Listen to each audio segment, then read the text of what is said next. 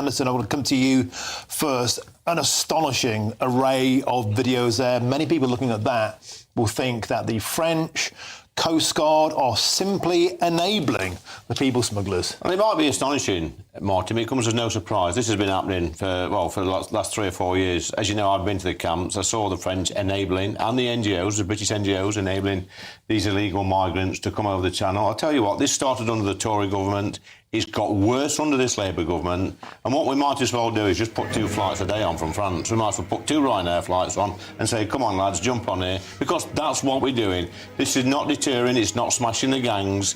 It's like, as Mark says, it's enabling people, it's encouraging them to make this perilous journey across the Channel, and quite frankly, our government should be ashamed of themselves letting the French do this. So what do we do about it? What would you do? If you're in government now, Reform, you can talk tough all you like, you're in power, Nigel Farage is the Prime Minister, what are you going to do about that? The first thing I would do, I would detain these people coming over the Channel. They would be in a secure facility. I've been asking for this for 4 or 5 years now.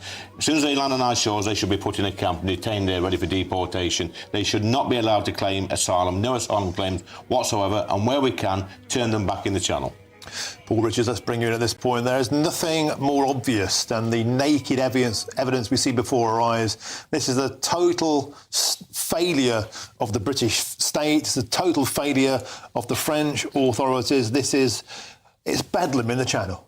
I mean, there are people that say just put the Royal Navy destroyers into the Channel and, you know, shell these people, let them drown in the Channel. But I think most people... Who says that? Who said that, Paul? People... Who's these people? You hear people saying let them drown. There are people on the doorsteps who say let them drown.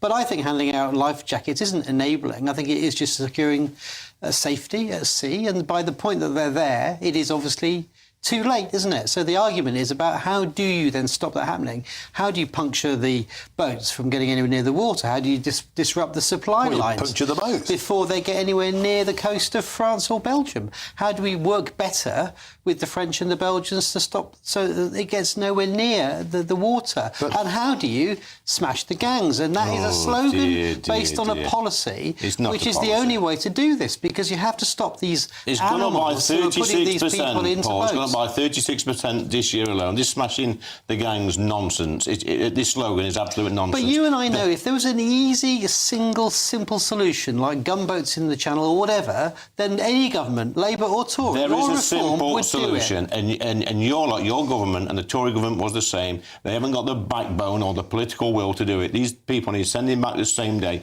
and if it means a standoff with France, so what? There are people dying in the Channel every single week. Indeed, and that is horrendous, which is why they're giving them the life jackets. And I think we can all agree that's a reasonable thing to do. But, you know, the point is, how do you stop them getting anywhere near the Channel? How do you stop this evil trade even happening? And that you stop the animals who are putting them into the boats. And you lock them up. That's what you do. They should be locked up. As soon as they arrive on these shores, they should be locked up. No, I don't mean the asylum seekers. I'm talking about the criminal gangs who are putting them in the water in the first place. When a gang gets arrested, I think we've arrested 1 person so far who's been sent to prison since Salma said he was going to smash the gangs. There's another 20, 30, 40, 50 gangs ready to take their place. Then we need to redouble our efforts. No, it's nonsense. This will not stop until the pull factor is stopped. And the pull factor at the moment is you give them life jackets, you're escorting them across the Channel, you put them in hotels, you give them free legal aid to claim asylum, and they're never leaving this country. I mean, they shouldn't be in hotels. I agree with that. I think the people profiteering out of hotels should be taxed. They should be in tents or in camps. That's where they should be. But your policy is not that you should ban all asylum. No, it's not. No.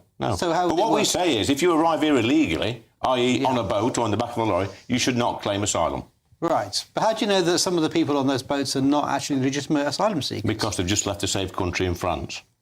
But then, if they're in a safe country, they've passed through 6 or 7, Paul, safe countries. If they are really, fit for their life, in fear of their life, they would claim asylum in the first safe country.